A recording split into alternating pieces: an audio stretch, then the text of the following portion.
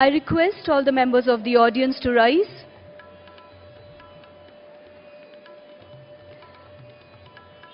The procession has just entered and is led by the Controller of Examination, Mrs. Shraddha Chitle, carrying the mace, also known as the Mandand. Mrs. Shraddha Chitle is followed by the members of the Academic Council, members of the Board of Management, Dr. S.C. Nerkar, Registrar, Symbiosis International University, Dr. Vidya Yaravdekar, Principal Director, Symbiosis, Dr. Rajni Gupte, Honorable Vice Chancellor, Symbiosis International University, Padma Bhushan, Professor Dr. S.B. Mujumdar, Honorable Chancellor, Symbiosis International University. We have Shri Manan Kumar Mishra, Chairman, Bar Council of India, our guest of honor. We also have Shri Jayant Sinhaji, Hon'ble Minister of State for Finance, our chief guest for this 12th convocation ceremony.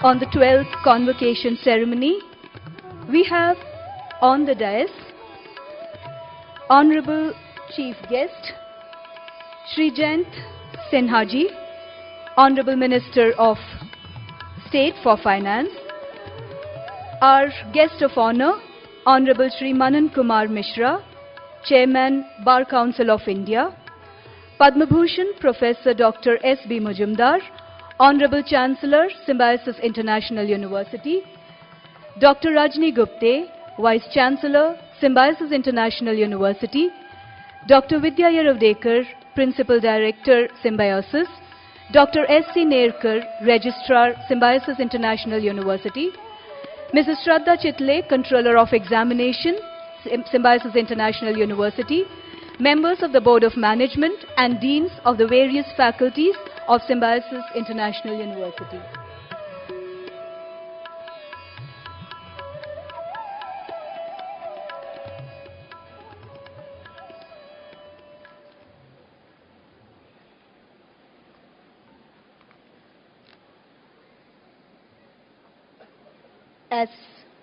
As we begin, I request Honorable Chancellor Sir to deliver the welcome speech.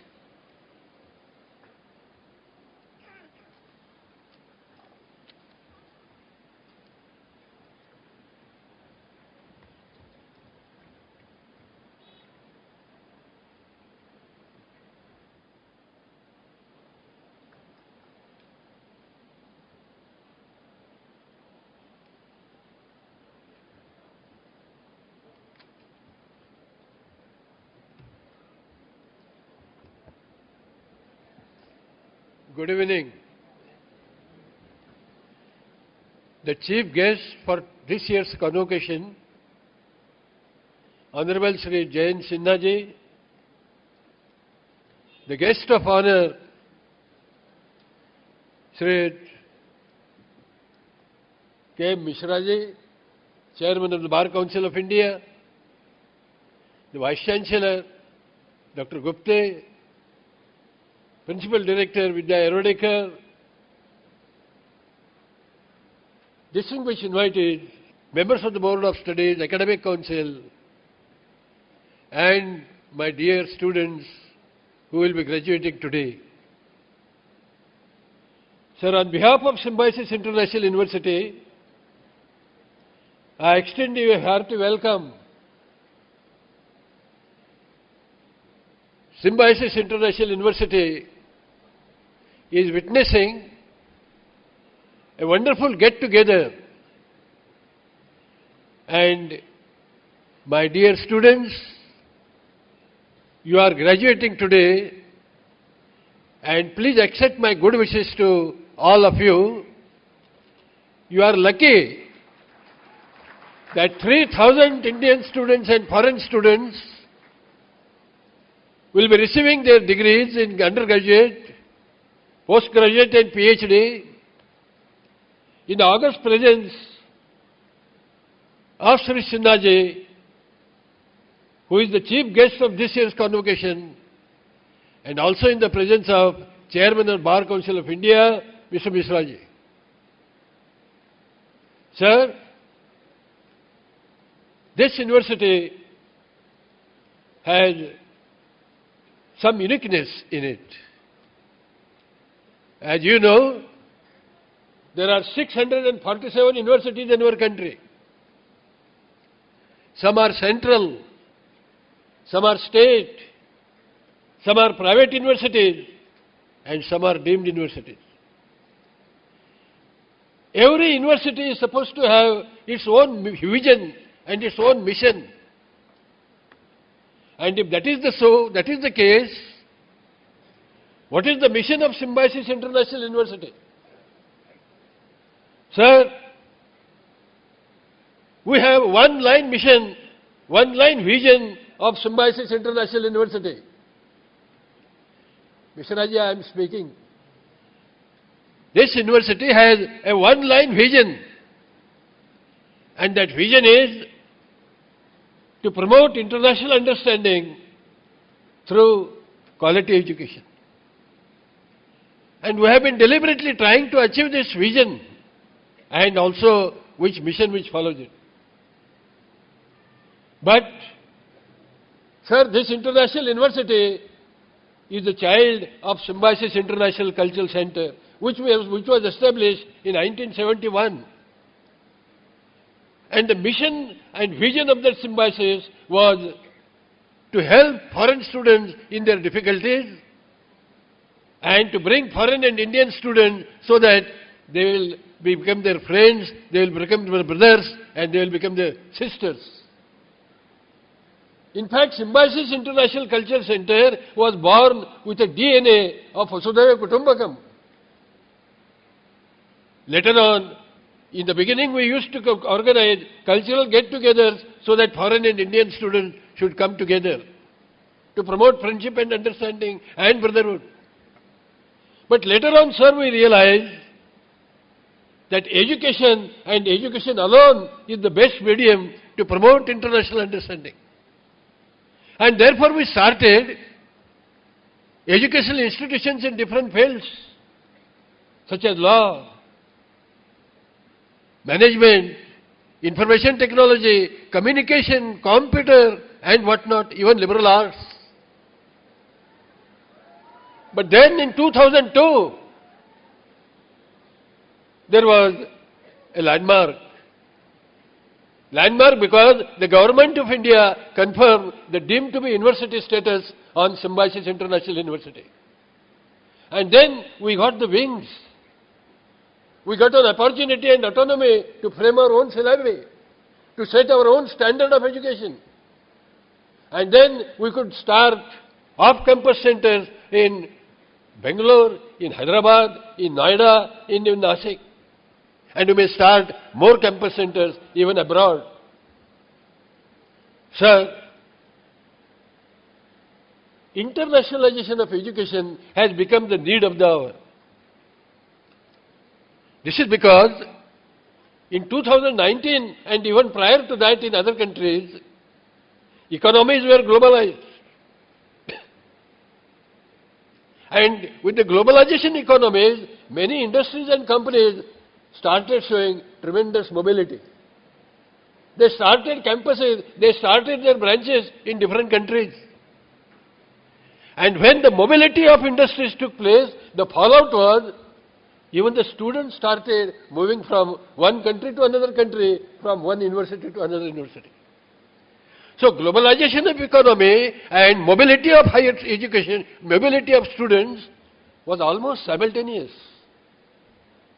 And this led to a wonderful situation, which is very piquant to 21st century.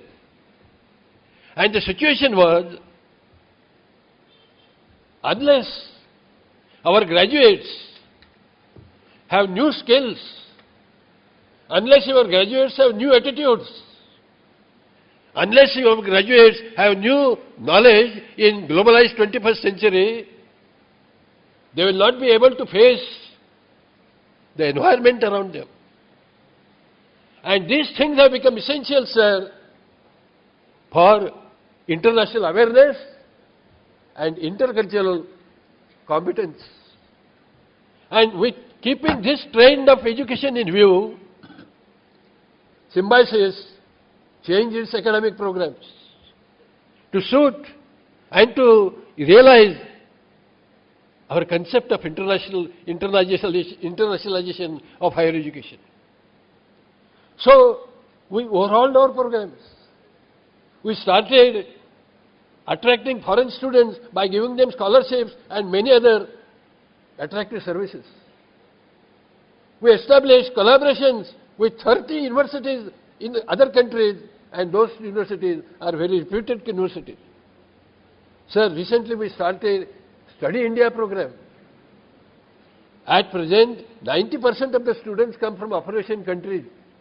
But our Study India program, which gives fair idea about India's economy, India's culture, India's ethos, attracts large number of students even from developed countries. So this is how we are now tuned to internationalize our higher education. Sir, very often we read in newspapers that not a single university in India ranks among 100 top universities.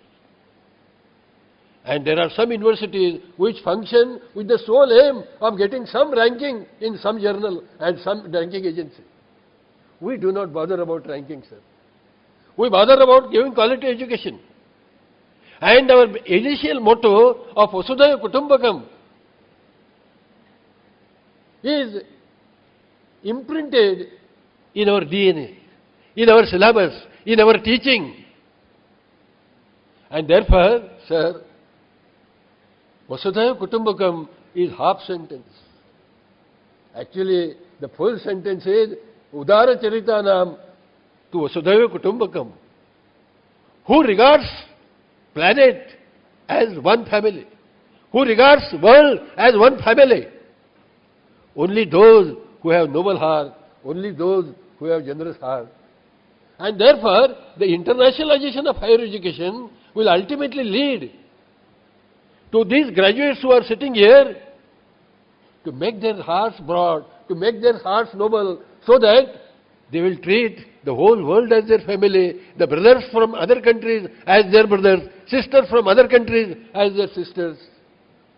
And sir, in the word university, there is a word universe.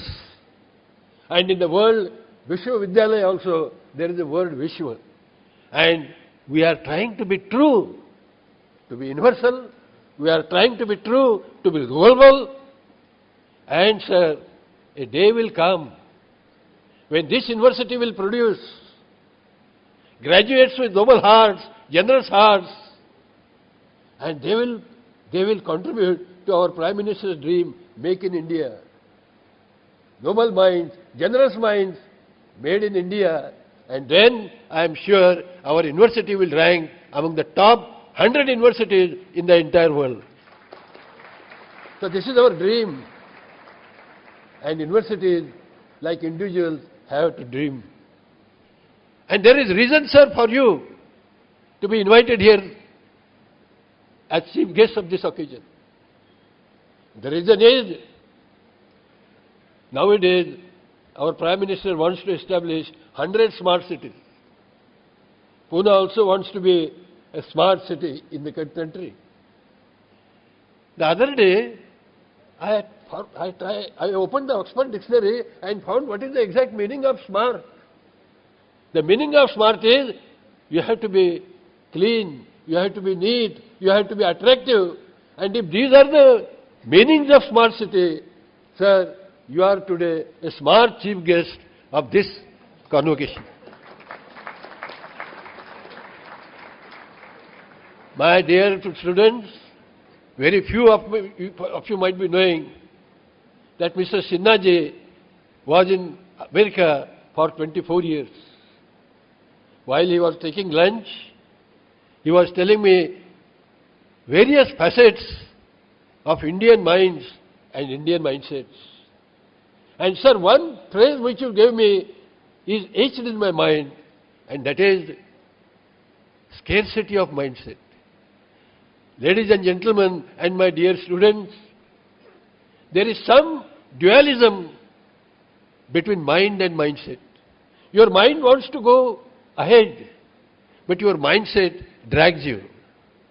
And I'm sure after listening to our chief guest today, he will be able to tell you, to advise you, how you can change that scarcity of mindset.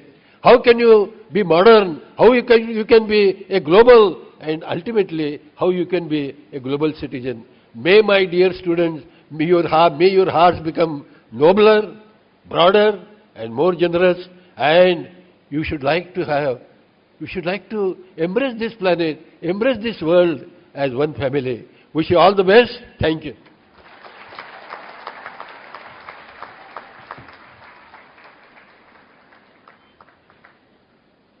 Thank you, sir.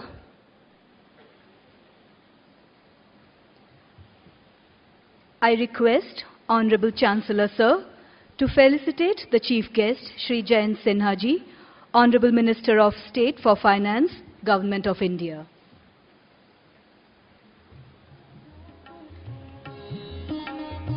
A token of our gratitude and appreciation for your presence here at Symbiosis International University. The bouquet of flowers signifying our love and gratitude for gracing the occasion, the shawl and the Shri being presented by the Chancellor, symbols of our tradition. And the memento, may the memento be reminiscent of your visit to Symbiosis International University for this convocation ceremony. Thank you, sir, for being with us at the 12th convocation ceremony as our chief guest. I request Honorable Chancellor, sir, to felicitate the guest of honor, Shri Manan Kumar Mishra, Chairman, Bar Council of India, with flowers, shawl and shrifle,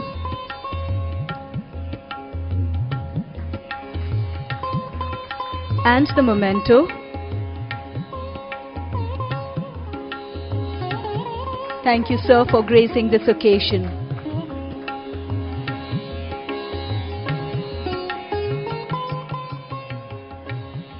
At Symbiosis International University, we have students from 85 different countries.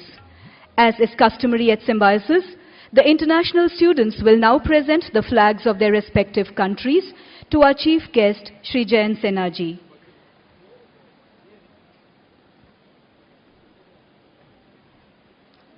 We have Afghanistan,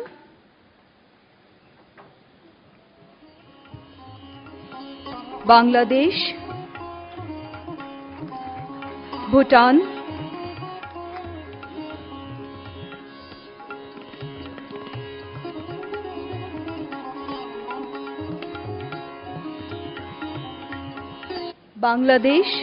Bhutan, Burundi, Congo, Chan, Democratic Republic of Congo, Ethiopia, Fiji Islands, Finland, France, Germany, Guinea, Gambia, Iraq,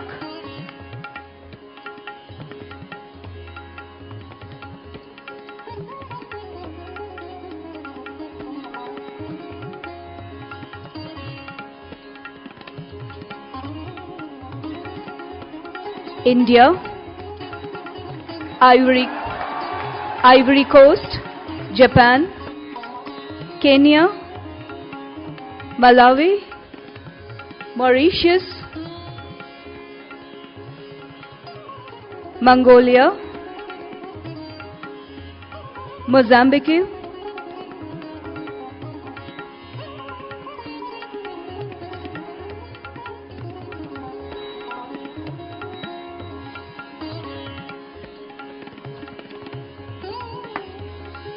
Nepal, Nigeria, Rwanda, Somalia, South Korea,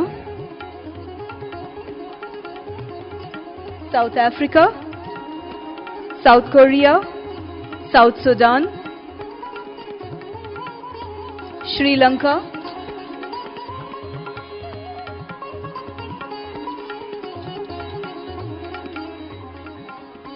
Tanzania, Uganda, Yemen, and Zambia.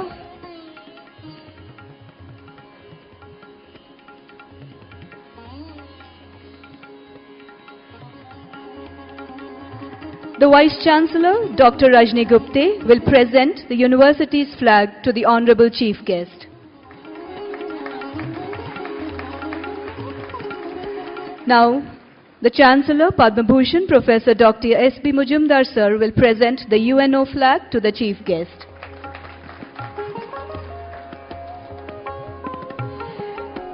I request Honorable Vice-Chancellor to present the University report.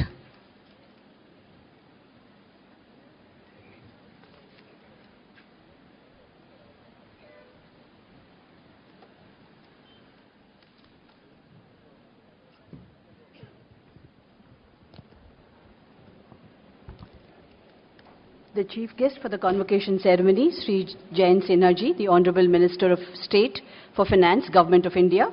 The Guest of Honour, Shri Manan Kumar Mishra, Chairman, Bar Council of India. Padma Bhushan, Dr. S.B. Muzumdar, the Honourable Chancellor, Symbiosis International University. Dr. Vidya Yeravdekar, Principal Director, Symbiosis. Members of the Board of Management and Academic Council of Symbiosis International University. Distinguished guests, deans, directors, faculty, staff, parents, and my dear graduating students. It is my pleasure to welcome you to the 12th convocation of the Symbiosis International University at our beautiful campus. This remarkable event every year provides a great opportunity to share with you some of the key achievements of the university. I would like to briefly present the various facets of the university for the year 2014-15.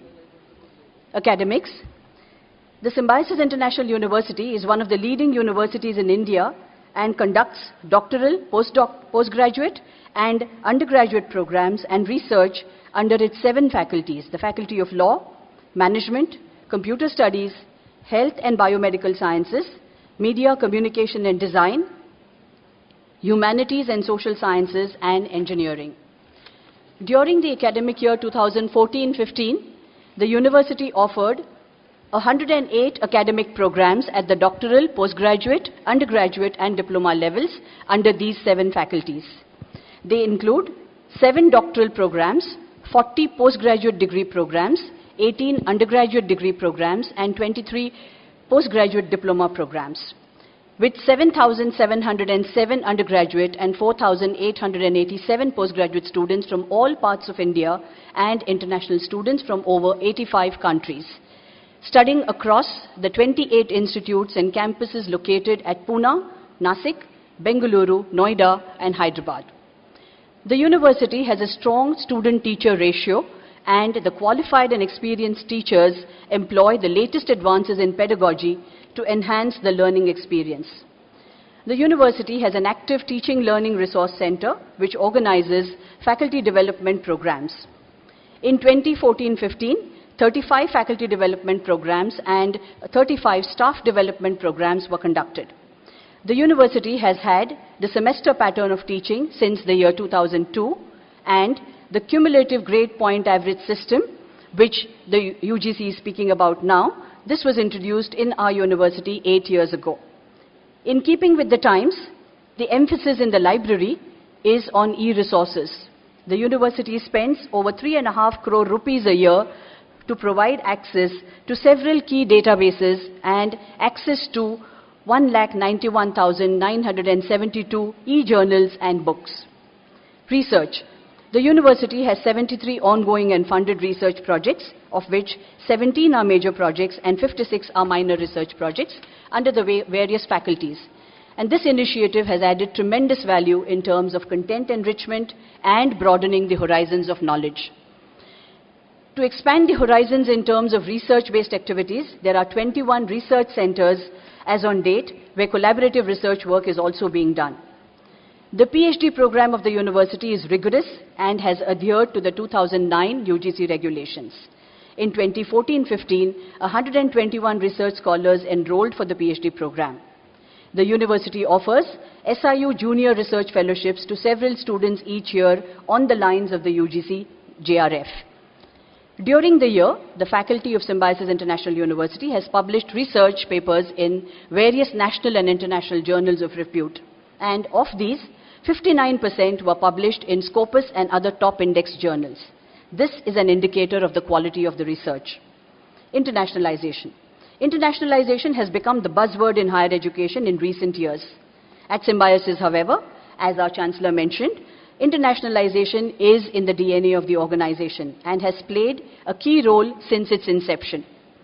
This helps in creating an intercultural sensitivity and develops tolerance for diversity. The university has long-standing collaborations with reputed universities across the globe, such as Michigan State University, USA, Munich University of Applied Sciences, Germany, Leiden University, Netherlands, Macquarie University, Australia, Nanyang Technological University, Singapore, Indianapolis, Purdue University in the US. In 2014-15, 12 new collaborations were forged with universities in US, Europe, Australia, and Japan. The total number of international collaborations is now 53. The university has also collaborated with 16 universities from Canada under the Ontario, Maharashtra, Goa program.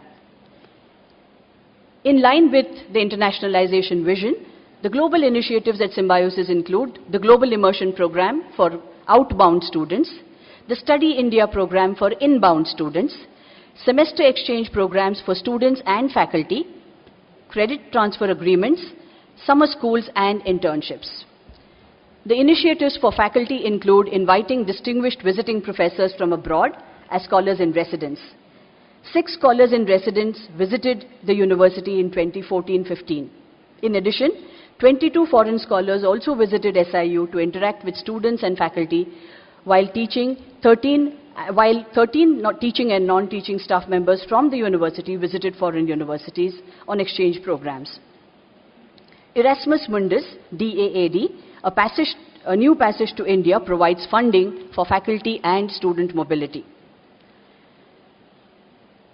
Every organization has a responsibility to the society apart from sustaining itself. And with this thought in mind, the university has continued its engagement with the community. SIU has undertaken to adopt 14 villages and 9 hamlets around its campus at Lovely with respect to initiatives in health, education, sanitation, and waste management. I'm happy to also tell you that the Symbiosis Law School, Hyderabad, is the only institution in the country to have established a digital aid center to spread digital awareness amongst the masses. The center helps poor and marginalized people to complete online procedural formalities to avail the benefits of government welfare schemes. It has recently initiated free training sessions in the basics of information and communication technology to digitally empower the villages.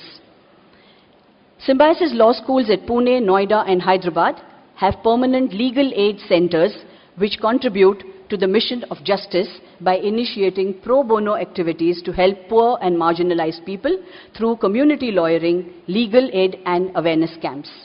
Legal aid was provided to prisons and juvenile homes. Several other initiatives are also taken for the empowerment of women through skill development. The university has also contributed to the national development through several initiatives. The Symbiosis Center for Waste Management and Sustainability works with the Pune Municipal Corporation in support of the national policy of Swachh Bharat Abhiyan. The Symbiosis Institute of Technology is engaged in a consultancy project on road safety with the National Highways Authority of India. The Symbiosis Center for Health Skills works in association with the Health Sector Skills Council of the Government of India in line with the National Development Agenda of Skilled India. The Symbiosis Institute of Operations Management students carried out a unique experiment to provide biodigester toilets for the use of thousands of devotees at the Kumbh Mela in Nasik. The students of the Symbiosis Center of Management and Human Resource Development, SEMHRD, have been involved in preparing the vision document for Pune as a smart city along with the Pune Municipal Corporation as a part of this initiative. This was launched by the Government of India, and this has been one of the most prestigious and path-breaking initiatives undertaken in the field of urban development. Every year, the students of the Symbiosis Institute of Health Sciences participate in planning and managing and providing medical aid, OPD services and pre-hospital care to thousands of pilgrims during the Pandharpur Wari. I could go on, but I think I will restrict myself. I must say that each of these initiatives has helped Symbiosis retain its record of excellence, and our rankings have been outstanding. The university has been ranked 6th in the country and 2nd in the Western region by India Today AC Nielsen Ranking Survey 2015.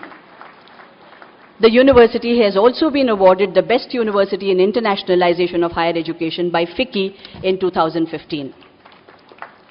The institutes of the university have also won several accolades, and to name just a few, the Symbiosis Center for Media and Communication has been ranked at number 1 for the last 3 years by India Today. The Symbiosis Institute of Business Management has been ranked the 15th best B school in India by Business Today and ranked 8th in India by the Outlook magazine. The Symbiosis Institute of Management Studies has been ranked first as the top emerging B school of super excellency by CSR. In fact, Symbiosis has bagged 13 awards, the highest number of awards for any university at the Edutainment Awards in 2015. Looking at all this, I can say with great pride that the university is focusing on academic excellence, and it will continue to strive for further progress in the field of higher education and research. It is also a constant endeavor to prioritize on creating good human beings. This success, of course, is due to the tremendous efforts of all the deans, directors, faculty members, the administrative staff of the university and the institutes. They constantly strive to set new benchmarks. Finally, a few words for the graduating students. Dear graduating students, we expect you to be ambassadors of the university. As future leaders, I trust that the leadership qualities that you exhibit in the future will mirror the values that you have developed during your years at the Symbiosis International University. Values that encourage innovation and collaboration, and values that enshrine integrity, respect for diversity and human dignity, and are strongly rooted in ethics. As you leave the portals of Symbiosis, reach out for the stars, but keep your feet firmly on the ground. Always remember the people who have made you what you are today, your parents, your teachers, friends and peers. May all your dreams come true. God bless you. Thank you.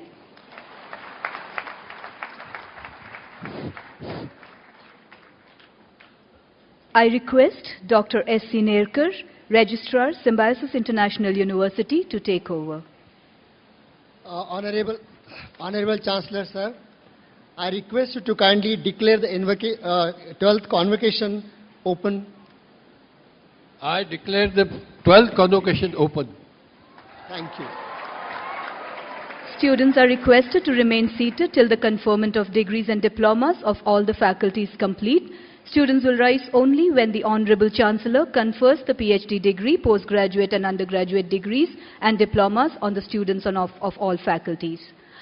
I request Dean Faculty of Law, Dr. Shashikala Gurpur, to request Honorable Chancellor to confer the PhD degree, postgraduate and undergraduate degrees and diplomas under the Faculty of Law. Honorable Chancellor, sir, I request you to confer the PhD degree in the Faculty of Law on the following: Girish Abhyankar, Atmaram Shelke,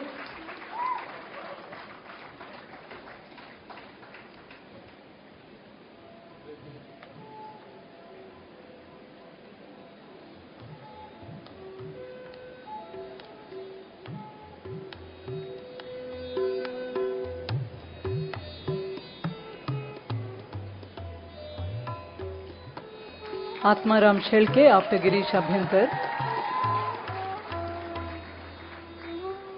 Aradhana Nair,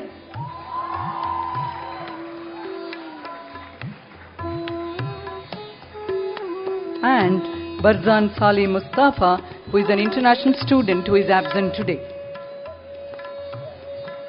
Sir, I also request you to confer the postgraduate and undergraduate degrees and diplomas.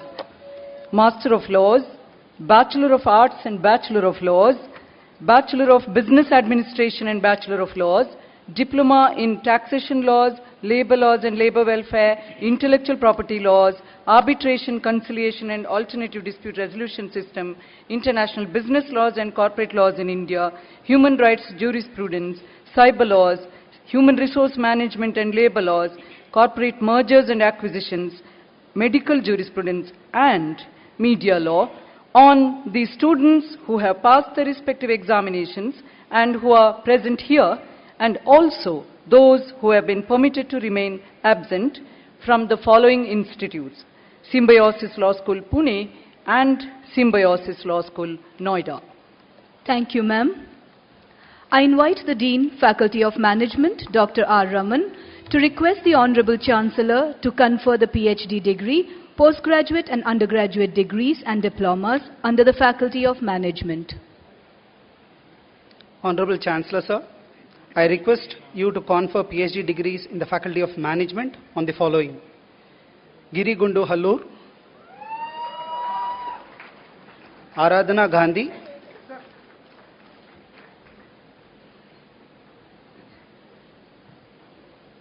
Manisha Ketkar,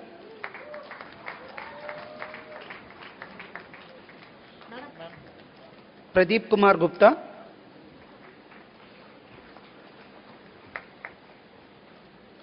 Sunil Patil,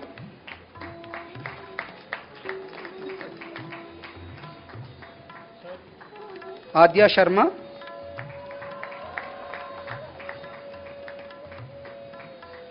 Vinod Shastri, Govind Hemrajani, absent today, Rashmi More,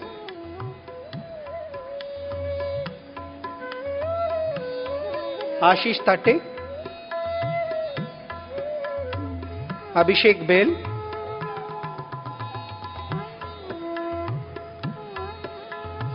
Shoma Srivastava,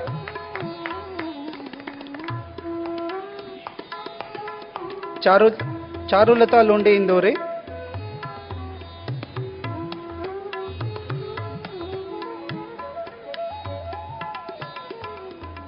Punita Karyappa,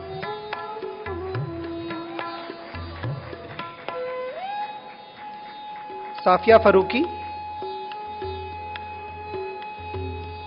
Rupavatram Sunita Ramam,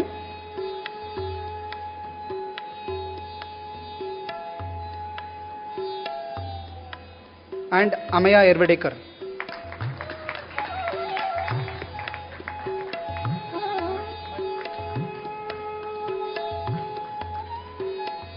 Sir, I also request you to confer following postgraduate, undergraduate degrees and diplomas: Master of Business Administration, Master of Business Administration, Agribusiness, International Business, Energy and Environment, Infrastructure Management, Telecom Management, Operations Management, and Banking and Finance.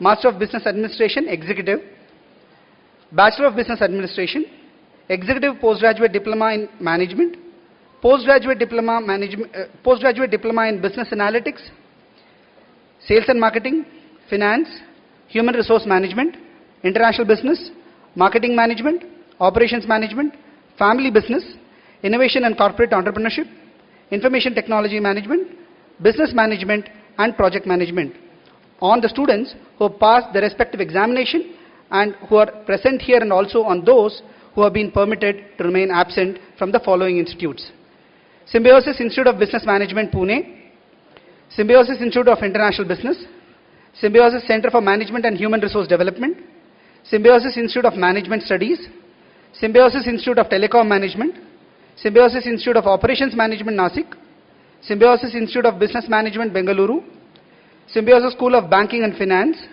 Symbiosis Center for Management Studies, Pune; and Symbiosis Center for Management Studies, Noida.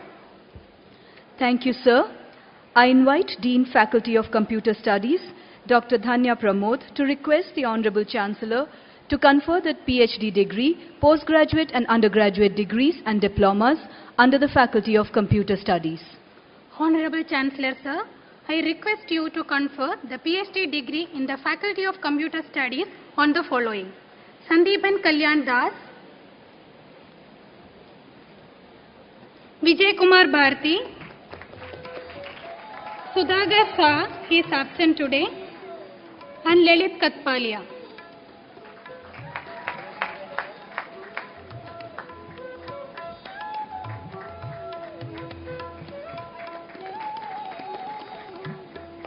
Sir, I also request you to confer following postgraduate and undergraduate degrees and diplomas: Master of Business Administration, Information Technology Business Management, Executive Information Technology, Master of Science Computer Applications, Bachelor of Business Administration Information Technology, Bachelor of Computer Applications, and Postgraduate Diploma in Information Technology Business Management on the students who have passed the respective examinations and who are present here, and also on those who have been permitted to remain absent from the following institutes: Symbiosis Institute of Computer Studies and Research and Symbiosis Center for Information Technology. Thank you, Madam. I invite the Dean, Faculty of Health and Biomedical Sciences, Dr. Rajiv Yaravdekar, to request Honorable Chancellor to confer postgraduate and undergraduate degrees and diplomas under the Faculty of Health and Biomedical Sciences. Honorable Chancellor Sir, I request you to confer the following postgraduate and undergraduate degrees and diplomas: Master of Hospital Administration, Hospital and Healthcare Management, Master of Science in Medical Technology, Nursing, Biotechnology and Nutrition and Dietetics, Bachelor of Science in Medical Technology and Nursing, Post-Basic Bachelor of Science in Nursing, Postgraduate Diploma in Emergency Medical Services and Diploma in Biomedical Instrumentation. On the students who have passed the respective examinations and who are present here, and also those who have been permitted to remain absent from the following institutes: Symbiosis Institute of Health Sciences, Symbiosis College of Nursing, and the Symbiosis School of Biomedical Sciences. Thank you. Thank you, sir. I invite Dean, Faculty of Media, Communication and Design, Professor Chandan Chatterjee, to request Honorable Chancellor to confer the postgraduate and undergraduate degrees under the Faculty of Media, Communication and Design. Honorable Chancellor Sir, I request you to confer the following postgraduate and undergraduate degrees: Master of Business Administration, Communication Management, Master in Mass Communication, Bachelor of Design, Bachelor of Media Studies, and Bachelor of Fine Arts Photography on the students who have passed the respective examination and who are present here, and also those who have been permitted to remain absent from the following institutes: Symbiosis Institute of Media and Communication, Pune, Symbiosis Institute of Design, Symbiosis Institute of Media and Communication Undergraduate, Symbiosis Institute of Media and Communication, Bangalore, Symbiosis School of Photography. Thank you. Thank you, sir. I invite Dean, Faculty of Humanities and Social Sciences, Dr. Jyoti Chandiramani, to request Honorable Chancellor to confer the PhD degree, postgraduate and undergraduate degrees and diplomas under the Faculty of Humanities and Social Sciences. Honorable Chancellor Sir, I request you to confer the PhD degree in the Faculty of Humanities and Social Sciences on the following: Manish Sinha, Dhyaneshwar Shirode,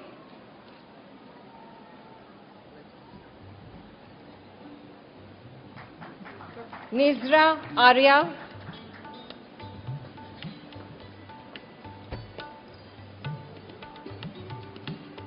Suchi Mishra,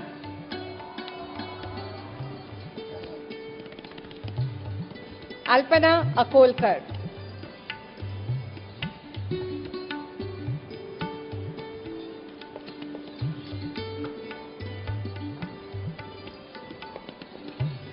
Sir, I also request you to confer the following postgraduate and undergraduate degrees and diplomas: Master of Science Economics, Bachelor of Science Economics, Bachelor of Arts Liberal Arts, Diploma in Practical English and Life Skills, and proficiency in English and career skills, on the students who have passed the respective examinations and are present here, and also on those who have been permitted to remain absent from the following institutes: Symbiosis School of Economics, Symbiosis School for Liberal Arts, and English Language Teaching Institute of Symbiosis. Thank you, Madam. I invite Dean, Faculty of Engineering, Dr. T.P. Singh, to request Honorable Chancellor to confer the PhD degree, postgraduate and undergraduate degrees and diplomas under the Faculty of Engineering. Honorable Chancellor, Sir, I request you to confer the PhD degree in the Faculty of Engineering on the following: Sanjay Mohite, Suchitra Khoje, Krishan Rao Patil, Lakshman Kamble, Shraddha Pansalkar, Gaurav Vijay Bansod,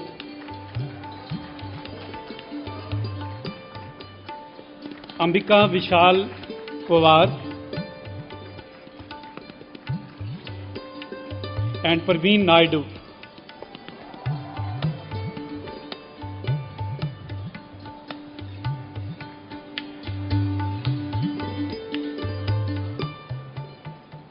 Sir, I also request you to confer the following postgraduate and undergraduate degrees: Master of Technology, Computer-Aided Design and Manufacture, Computer Science and Engineering, Electronics and Telecommunication Engineering, and Geoinformatics and Surveying Technology. Master of Science in Physics and Geoinformatics, Bachelor of Technology, on the students who have passed the respective examinations and who are present here, and on those who have been permitted to remain absent from the following institutes: Symbiosis Institute of Technology, Symbiosis Institute of Geoinformatics. Thank you, sir. I now request all students to rise and continue remaining standing while the Honorable Chancellor confers the PhD degree, postgraduate and undergraduate degrees and diplomas. I request all students to rise.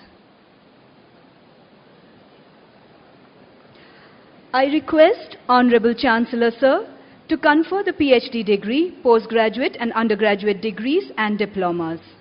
In my capacity as the Chancellor of Symbiosis International University, I hereby confer the PhD degree, postgraduate and undergraduate degrees and diplomas in all faculties on the successful students present here and on those who have been permitted to remain absent.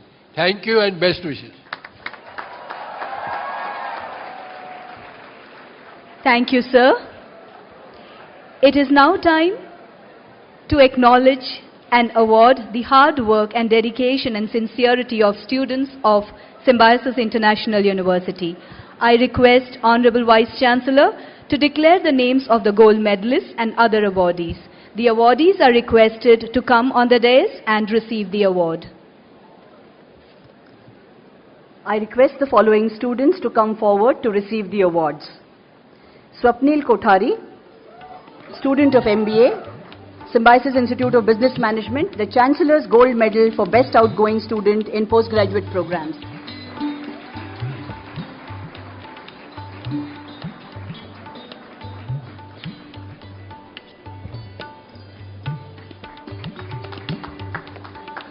Ishan Verma, BTech Mechanical, Symbiosis Institute of Technology, the Chancellor's Gold Medal for Best Outgoing Student in Undergraduate Programs.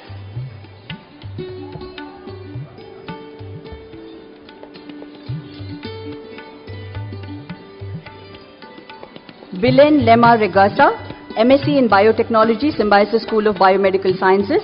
She was awarded the Chancellor's Gold Medal for Best Outgoing International Student in Postgraduate Programs. However, she is not present here today. Pukar Shrestha from the BBA, Symbiosis Center for Management Studies, Pune, the Chancellor's Gold Medal for the Best Outgoing International Student in Undergraduate Programs.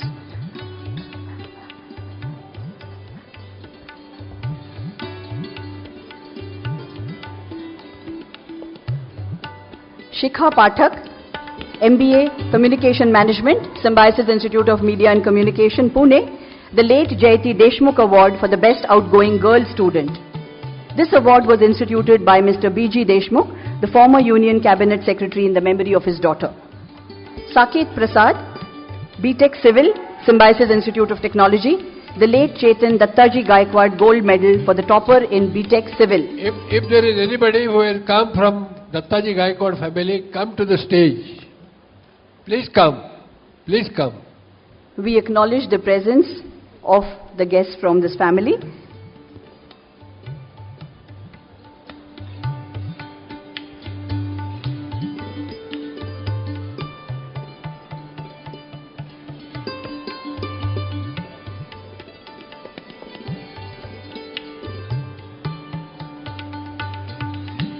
Ladies and gentlemen, Mrs. Gaikwad's son expired in accident, but their parents are so generous that they have given a charity to so many educational institutions and have been generous in instituting a gold medal in the name of Chetan Dattaji Gaikwad. Mrs. Gaikwad is here to witness this ceremony.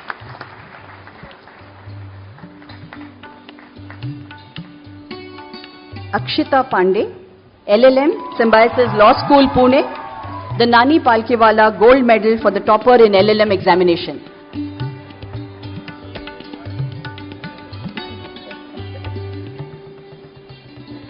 Bhavani C.H., MBA International Business, Symbiosis Institute of International Business, the late Satpal Malhotra Gold Medal of Excellence in Business Management by the Wakefield Foundation. Mr. Ashwini Malhotra, please come to the stage. Yeah. Mr. S.P. Malhotra, Yeah, he's here. late S.P. Malhotra was a great well-wisher of Symbiosis and our personal friend. He expired few years back, and to commemorate his memory, the Malhotra family have instituted this gold medal. Ashwini, please come. He is the son of S.P. Malhotra.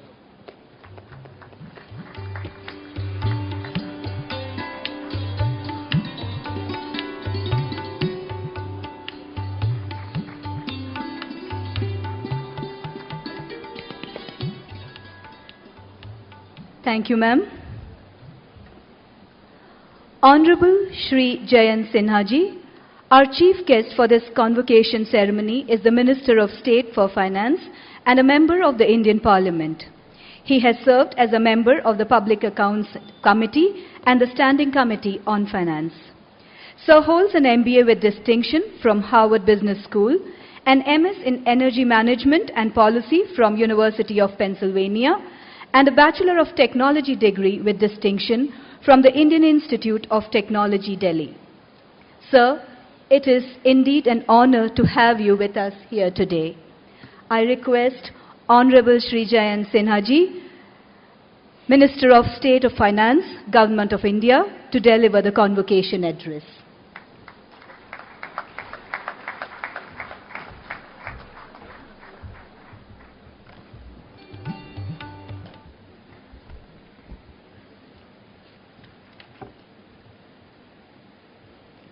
Thank you very much for that kind introduction. Shri Manan Kumar Mishra, Chairman, Bar Council of India. Padma Bhushan Professor Dr. S.B. Mujumdar, Chancellor, Symbiosis International University. Dr. Vidya Veradevekar, Dr. Rajini Gupte, Dr. S.C. Nerkar, Shri S. Chitale, Board of Management and distinguished deans and faculty of Symbiosis International University, members of the media, ladies and gentlemen, and finally, all of the students that are graduating today. I'm very honored that you have chosen me to speak at your convocation ceremony today. I have been a great admirer of Symbiosis International University, your esteemed faculty, your wonderful facilities, and everything that you've done over the years to build a world-class university system right here in Pune. Thus, it is indeed a special privilege to be with all of you on this, your 12th convocation ceremony. The day that you formally graduate from your university and start the next chapter in your lives is a pivotal moment in your lives. Pivotal, not just because you're going to graduate into new roles, move to new cities, and employ your new skills. Pivotal, because it is also a time to rethink your life goals, lift your sights, and spy new horizons. It is your turn. You are your own person, free to think about where your life, your endeavors, and your energies can take you. And just like it is your turn now, it is also India's turn. We are at a profound moment in India's history, a time more poignant with possibilities than any other time in the last 3 decades. It is a time when we have a single party majority in the Lok Sabha with a mandate from the people to build a new India. It is a time when we have a decisive and visionary Prime Minister who is determined to forge a bright future for India. It is a time when the world is looking to India, to India's young and talented workforce, to you, to provide leadership for the next chapter of global growth.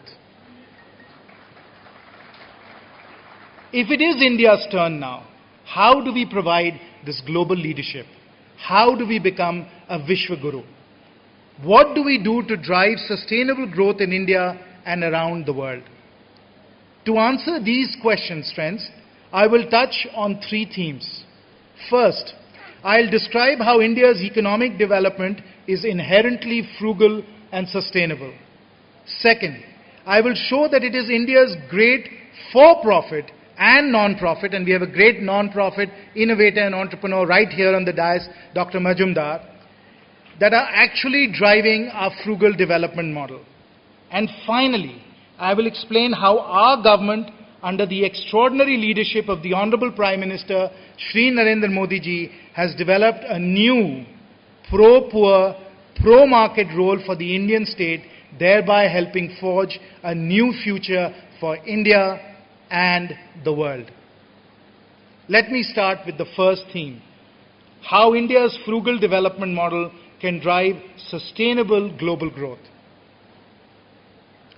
In a slowing global economy, India is ready to seize the baton and become a key contributor to global growth. In the next decade, India is likely to contribute almost as much as China and about twice as much as the US in terms of absolute economic growth. Moreover, India's economic development model is frugal in its use of natural resources, carbon, and capital. The products and services developed in India for Indians are likely to be used widely across the developing world where the majority of humanity resides. Thus, the Indian frugal development model is going to contribute to global growth not only in quantitative terms, but also in defining a more sustainable growth trajectory for the entire world. On a purchasing power parity basis, which is the best measure of economic output and based on World Bank data, the world's 3 largest economies, friends, are China at 18 trillion US dollars, the US at $17.4 trillion, and India at $7.4 trillion. Now, if for the next decade, the Chinese economy grows at an average annual growth rate of 5%, which is what most economic observers expect it to do, it will contribute an additional $11.3 trillion to global GDP. $11.3 trillion to global GDP. If the Indian economy grows at an average annual growth rate of 8%, then it will contribute $8.6 trillion to global growth, almost as much as China. And at an average annual growth rate of 2.5%, which is at the upper bound of what the US economy can do, it will add only $4.9 trillion to the global economy. So India is going to be a key contributor to global growth going forward. But the numbers tell only one part of the story. More importantly, India's growth in economic output is likely to be qualitatively different from the manufacturing and investment-driven development model followed by East Asian countries. It appears that our model will require much less energy, natural resources, carbon emissions, and capital per unit of GDP. It is thus showing the way towards frugal and sustainable growth.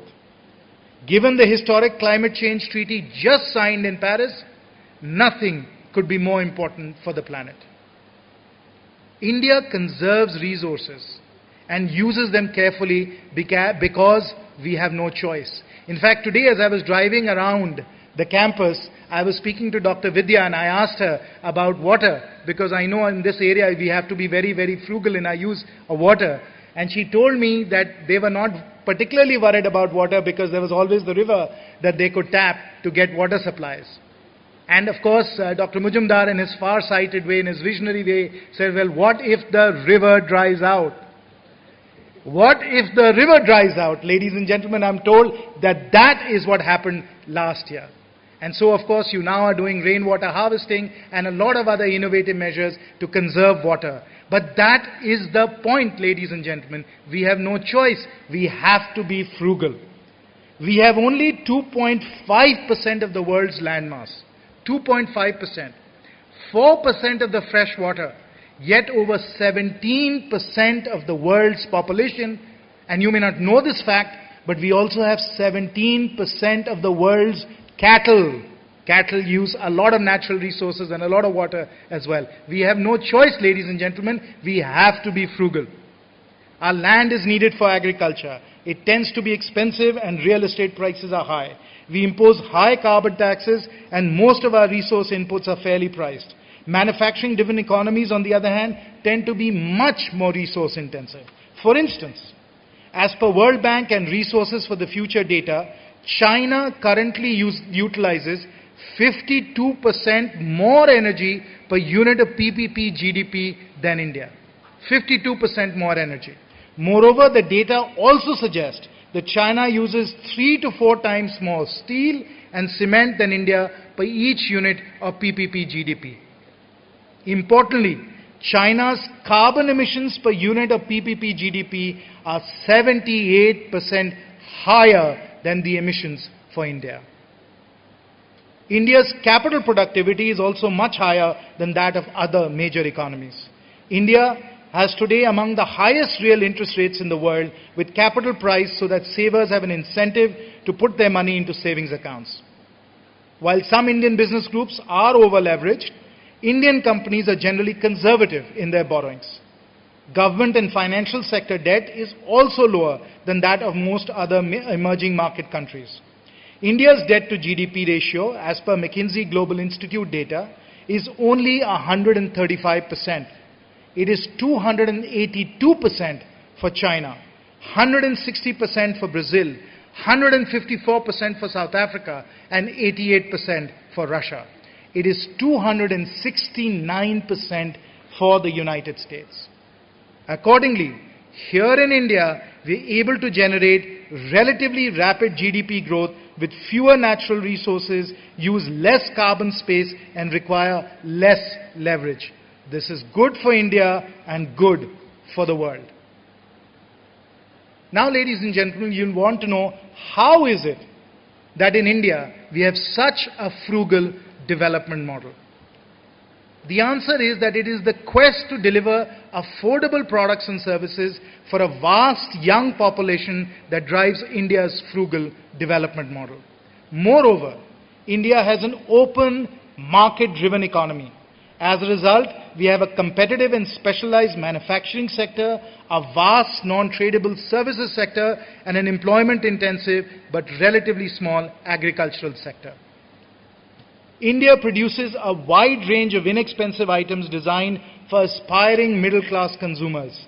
Mobile telephony, financial services, ice creams, shampoos, motorcycles, small cars, heart operations, ultrasound machines, consumer appliances, generic pharmaceuticals, doorstep delivery of food, and so on. Such affordable products and services are intelligently designed by world-class firms, in many cases by leading multinationals such as Pepsi, Unilever, LG, Vodafone, Samsung and Suzuki to fit the needs of Indian consumers without sacrificing reliability or necessary functionality. Many of you will spend much of your professional careers developing, marketing and selling such products and services.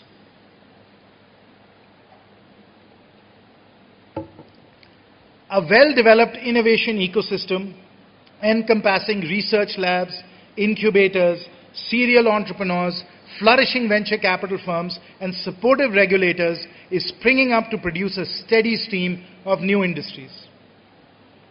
Stay with me for a moment. I'll tell you what is happening in e-commerce in India.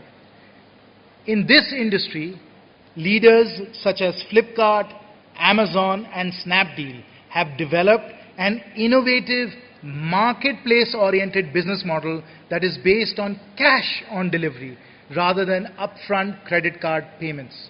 So the business model that Amazon is following in India, friends, is completely different from the business model that Amazon is following in America and in Europe. It's a business model crafted for India.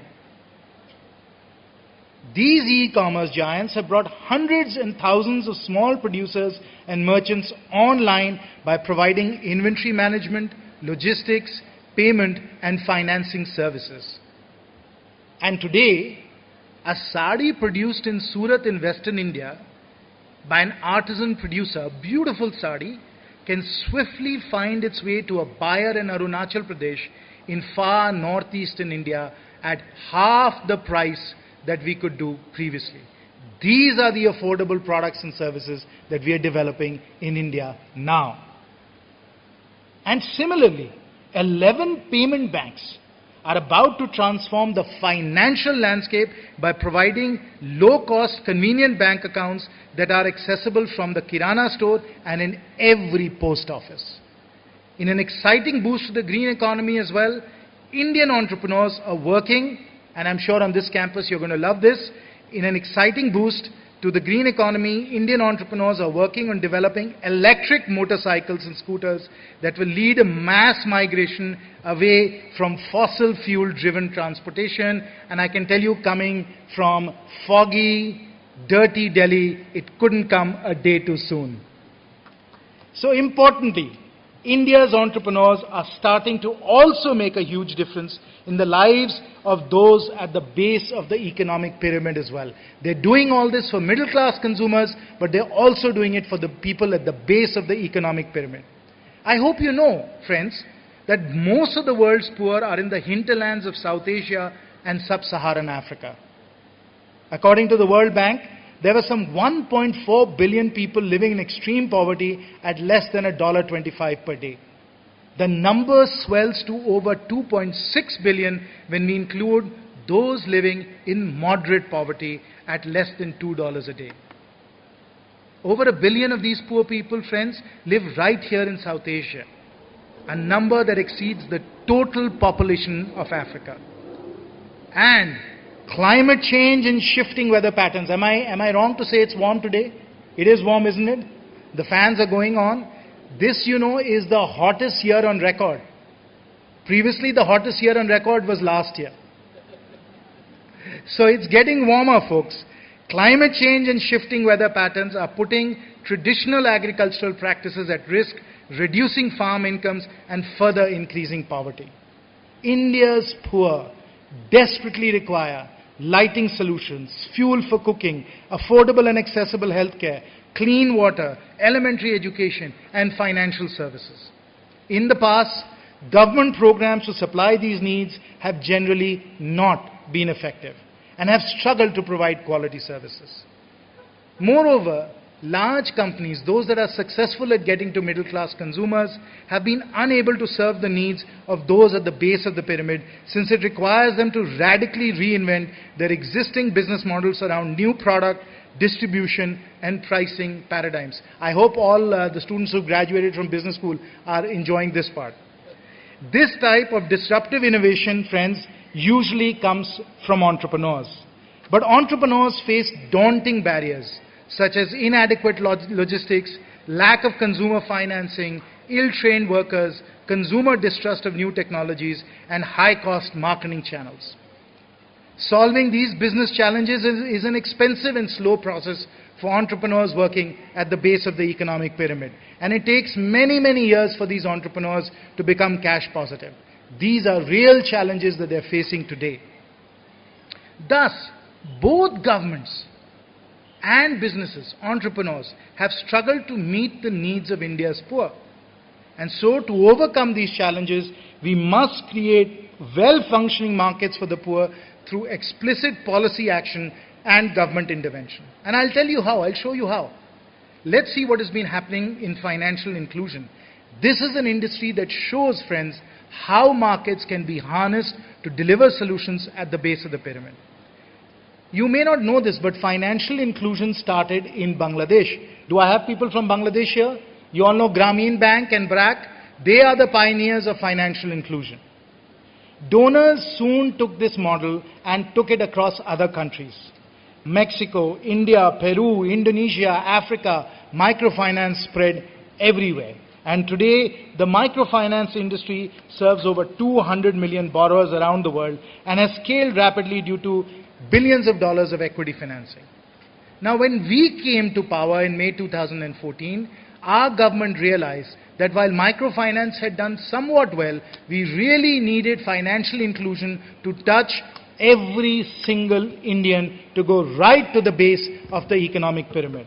And for that, we started the Jan Dhan Yojana. Because we recognize that financial inclusion, ladies and gentlemen, is a public good. Just like a road is a public good. Just like a water well is a public good. A bank account also is a public good. And so, under the leadership of the Honorable Prime Minister, in 100 days, ladies and gentlemen, in 100 days, we ensured that 100% of India's families now have a bank account. We mobilized all the public sector and private sector financial institutions to conduct surveys, camps, and massive enrollment drives to sign up unbanked families. Financial inclusion was thus driven as a public service. But now that we've established this, we can move to a broad-based financial platform which can solve the last mile access problem, and we will have many private sector players that will provide financial products such as insurance and mutual funds on top of the financial platform that we as government have helped establish. And now regulators such as RBI and SEBI can keep a watchful eye on this industry. Ladies and gentlemen, we need similar collaborations to be able to get to the base of the pyramid. We need to do it in medical technology, in water, in sanitation, and clean energy as well. In doing so, we can help industries overcome natural market failures and thereby enable their rapid development. So as you've seen through these examples, India's innovators and entrepreneurs are building a frugal and innovative economy. An economy that works not just for the people at the top of the economic pyramid, at the middle of the economic pyramid, but also for those at the base of the economic pyramid. And therefore, just like the United States is the entrepreneurial engine for the most affluent 1 billion people on the planet, India now has the opportunity to become the entrepreneurial engine for the next 6 billion people on the planet. This is the next world, and we can be leaders in serving this next world.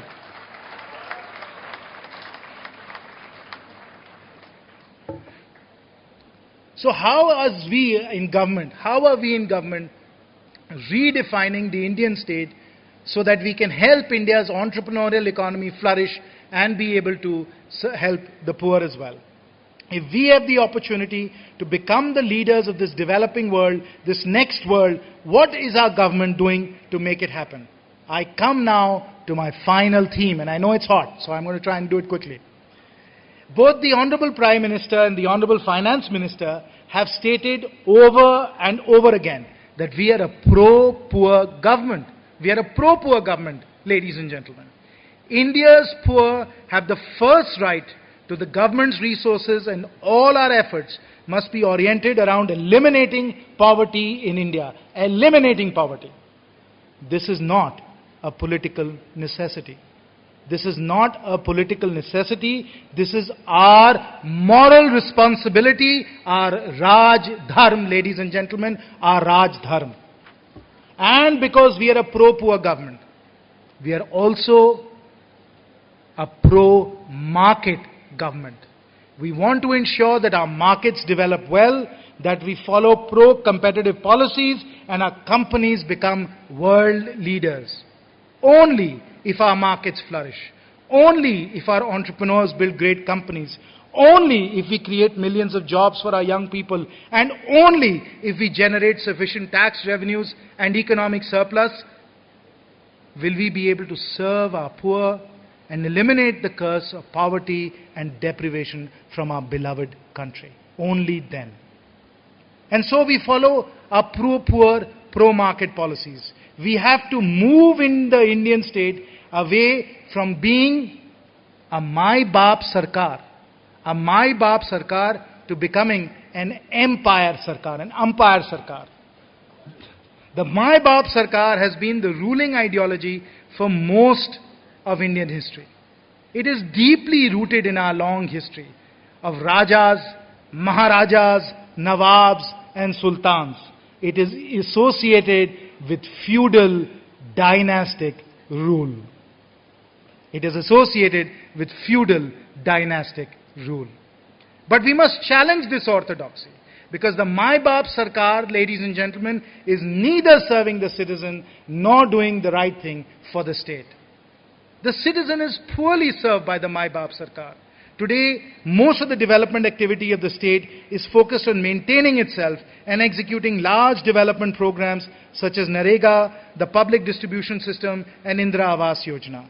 Hundreds of academic studies, I'm sure many you have done, have shown that these programs do not work as planned. Nearly 7 decades after independence, we still have hundreds of millions of people living in extreme poverty. Over 40% of our children are malnourished. Our young people are worried about securing quality jobs. We are facing a public health catastrophe through non-communicable diseases, and our cities are becoming unlivable. No wonder we are frustrated and angry. We all want India to do much, much better. The state is under pressure too when you run it as a Mai Baap Sarkar. Since the most vulnerable citizens are still trapped in poverty, there is continuous political pressure to keep increasing spending for these entitlement programs. Valuable tax revenues are squandered, and citizens keep avoiding paying taxes since they feel they are not getting adequate public services. The fiscal deficit continues to build up, making it difficult to pursue other major national priorities such as defense and infrastructure. With BPL families receiving only limited benefits, they are unable to break the poverty trap and remain reliant on their meager government benefits. This fosters long-term dependency, further straining government finances. Markets and credit agencies are well aware of these pitfalls because many other countries such as Mexico and Brazil have floundered due to these same dilemmas.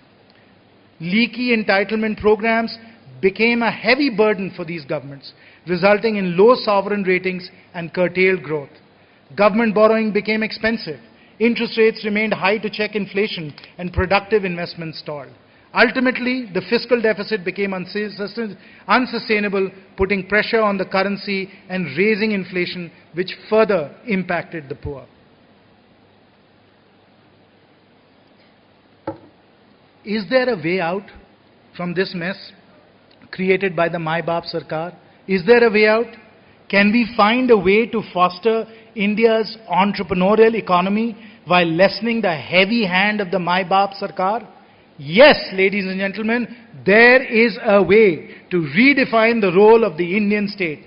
Simply put, we must move from a Mai Baap Sarkar to an umpire Sarkar. The government has to get off the playing field and let the citizens be the players.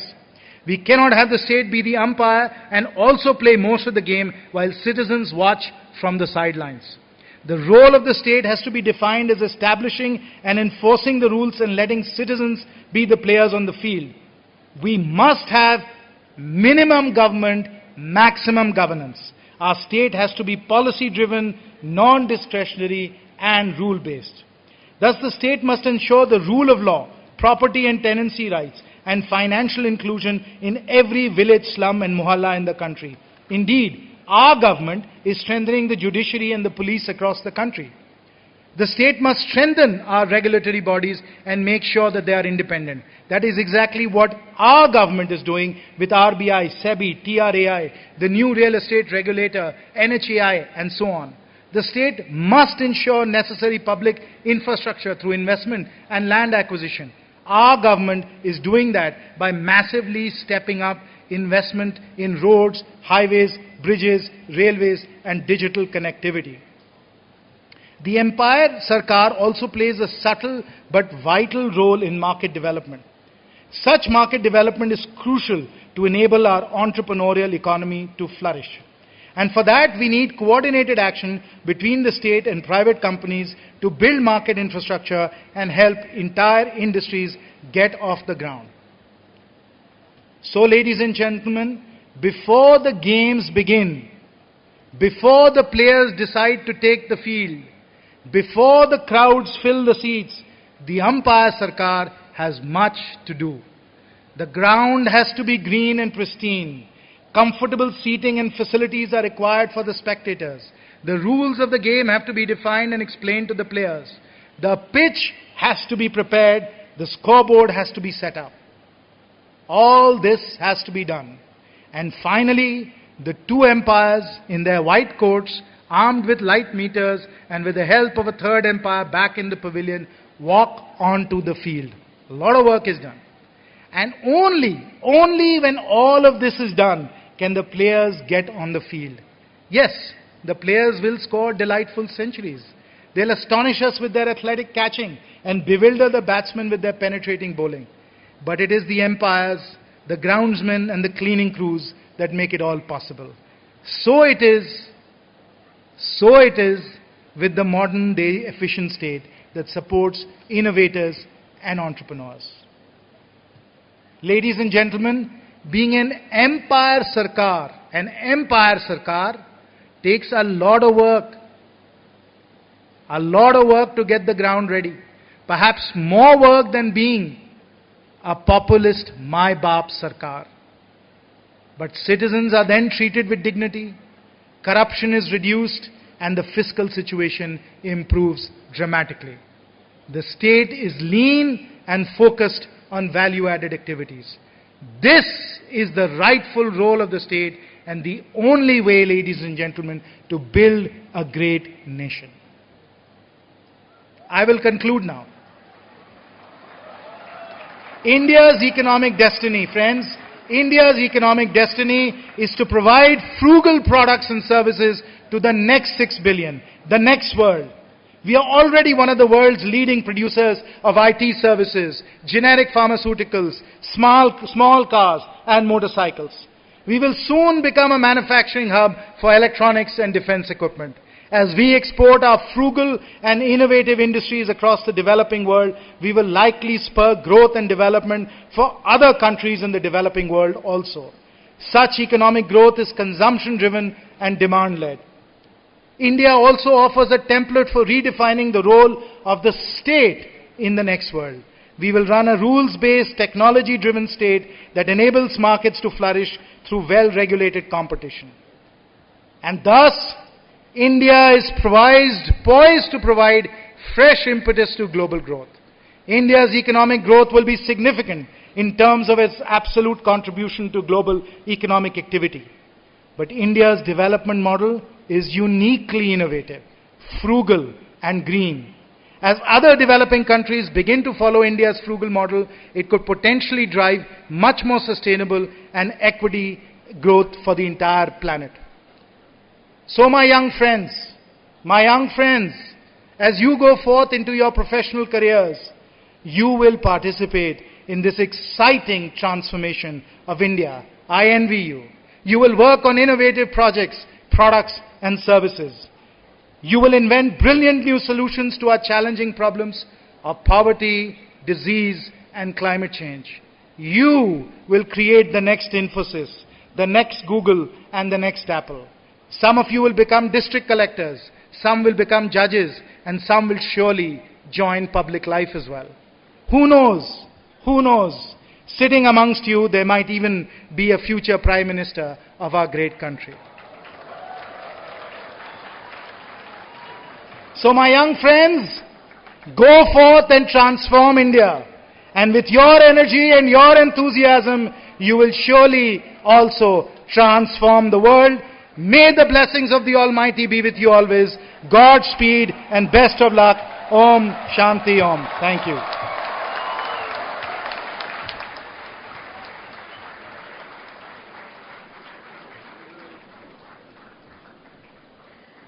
Thank you, sir. As the country marches ahead under the leadership of our Prime Minister, Shri Narendra Modi ji, supported by very able ministers like you, we from Symbiosis International University pledge to provide our support in nation building. Thank you, sir, for your very informative and enlightening words. I request Dr. Vidya Yeravdekar, Principal Director, Symbiosis, to deliver the vote of thanks.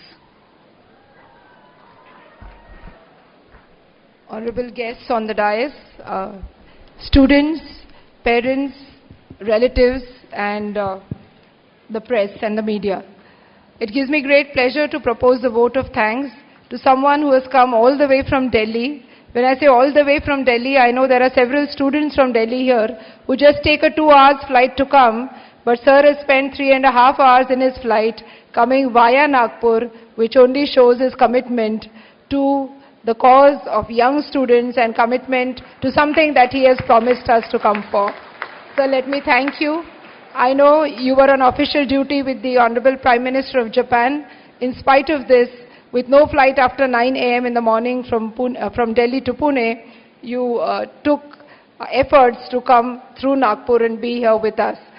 I must also say that I agree with Dr. Muzumdar sir that you are indeed not just a smart chief guest, but a very smart minister. And in fact, that is one of the reasons why we thought of inviting you as a chief guest for the convocation ceremony. I'm sure some of you students must have Googled on the minister who's here as a chief guest. And the compere has also introduced you to him. But let me also tell you that it's not just him who's an MBA from Harvard and another MBA from University of Pennsylvania and from IIT Delhi, but his beautiful wife, you can Google on her also, Punita Kumar Sinha, who's not just an MBA from Wharton, IIT Delhi alumnus, but a PhD from Wharton too, and a CFA. I think, sir, both of you must come to Symbiosis to talk to the MBA finance students. I must also thank and place on record, sir.